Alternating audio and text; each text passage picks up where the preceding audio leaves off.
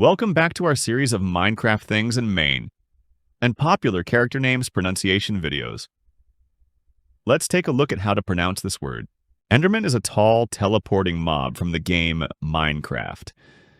Known for its long limbs, purple eyes, and ability to pick up blocks, the Enderman becomes hostile if players look directly into its eyes. Pronunciation: French.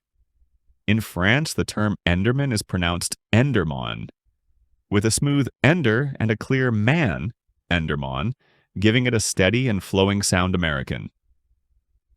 In America, people say Enderman, with emphasis on the first syllable, Enderman, making it sound firm and direct. British, in the UK, it's pronounced En-duh-mun, with a softer duh in the middle. En-duh-mun, giving it a smoother, more relaxed tone. Summary: French. Enderman, American, En-dair-man.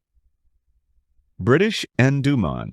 If you found this helpful, don't forget to like and subscribe for more pronunciation videos.